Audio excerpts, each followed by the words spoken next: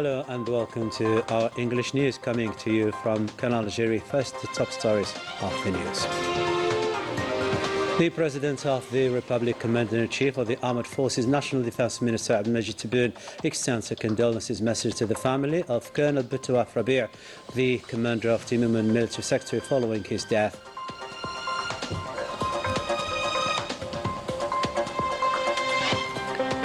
The UN Human Rights Council adopts the resolution proposed by Algeria relating to the devastating impact of anti-personnel mines on the full enjoyment of all human rights. A bloody day for Palestinians, always counting their martyrs following several Zionist attacks conducted on besieged Gaza. And the precarious situation in Morocco keeps urging Moroccans to demonstrate against Makhzen regime favouring the Zionist partner. Hello and welcome. First in our news, following the death of Colonel Boutouaf Rabir, the commander of Timimon military sector, the President of the Republic, Commander-in-Chief of the Armed Forces, National Defense Minister Abdelmajid Tebboune extended a condolences message to the late family and the PNA members, praying Allah to accept him in his vast paradise.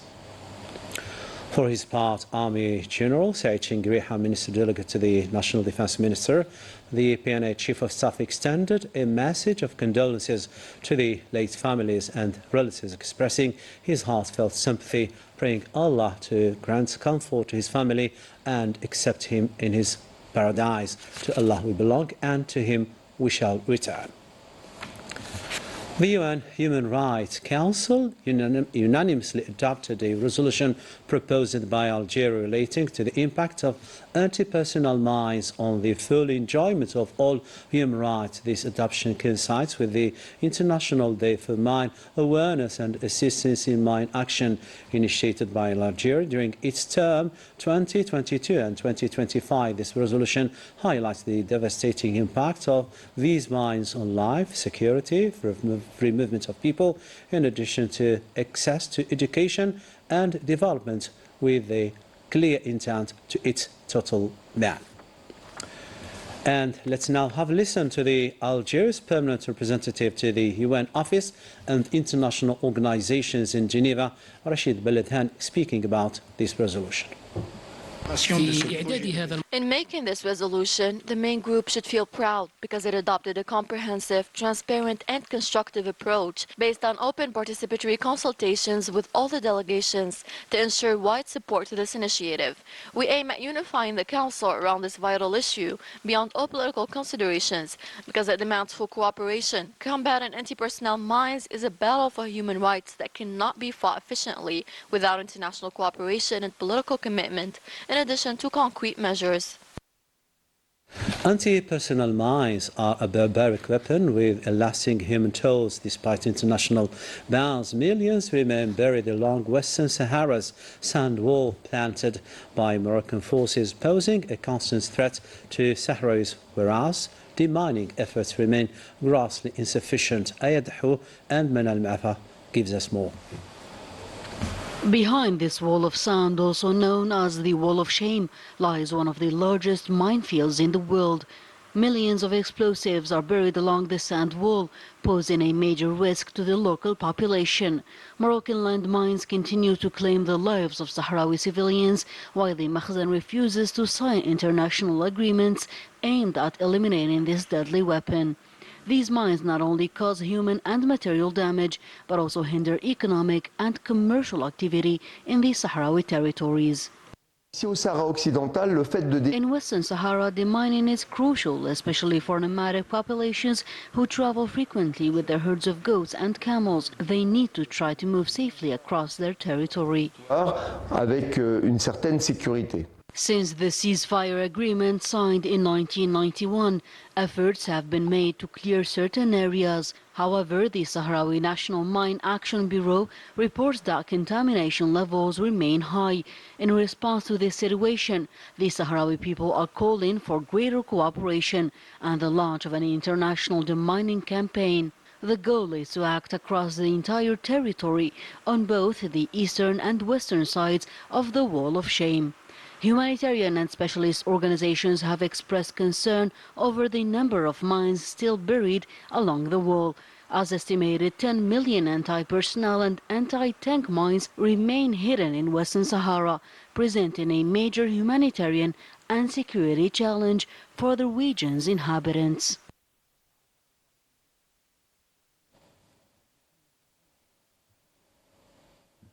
And amid dozens of massacres committed against the Palestinian people, Algerian television shot footage on the crime committed by the Zionist occupation when it bombed a school housing hundreds of displaced Palestinian families east of the Gaza Strip several times, leaving dozens of victims and wounded, hindering efforts to recover the victims and evacuate the wounded.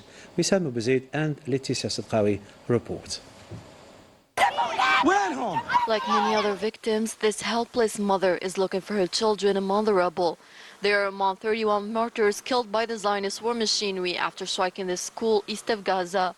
Even rescue teams were only allowed an hour to recover the dead bodies and help the wounded. We had just an hour. We did our best for those who survived. So far, there are many martyrs under the rubble. As APTV's camera was capturing the aftermath of the massacre, the Zionist occupiers struck again and ended even those who survived the first attack, also striking 2 other children's centers, leaving behind many dead and wounded. The martyrs are all civilians. 90% of the martyrs and wounded are children.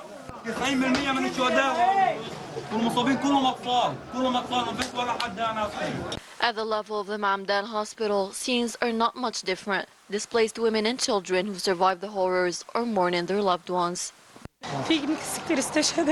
There were many people who felt martyrs. My shoulder is wounded. They even bombed civilians who were sheltered in a school. Her father is dead. Her brothers are missing. This is the daily life of the Palestinian people. Those who survived the massacres are deprived of basic foodstuffs, medicine, and access to health care, as the Zionist war machinery did not even spare hospitals. Heinous crime, indeed. Another bid to relaunch the political process of settling the conflicts. The personal envoy of the UN Secretary General for Western Sahara, Stefan de Mistura, is to meet the Sahara officials during a 2-day visit to the Sahara refugee camps. This visit comes ahead of a behind-closed session to be held at the UN Security Council by mid-April to brief the Council about the latest developments in the occupied territories. Coming up in our news, the French public castigates the drift of the far-right party all the weekend by embezzlement within the EU Parliament.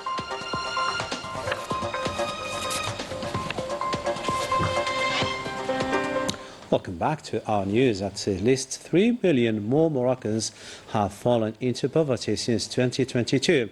The latest figures are unknown, but the socio-economic situation of the population has worsened, urging Moroccans to demonstrate denouncing the lack of social policy and the silence of the Makhzen regime. Laetitia Sadqawi once again. It is now very difficult to meet basic daily needs in Morocco, as poverty and corruption are weighing heavily on the daily lives of citizens. They are now losing hope for the future of their country. Many feel trapped in a system marked by the abuse of the Makhzen. We are forced to rummage through garbage to eat. We and our children are completely lost. The Moroccan Human Rights Association denounces the deterioration in citizens' living standards and reveals worrying figures on the country's economy, including a 22.1% increase in the trade deficit since the beginning of the year. There is no doubt that corruption in Morocco has reached an alarming level. The Makhzen regime favored normalization to the detriment of its people, uses repression to stifle any opposition. Meanwhile, house demolitions continue and earthquake victims remain without assistance, further worsening their plight. My house was destroyed for no reason. I no longer have a roof over my head. I am now homeless.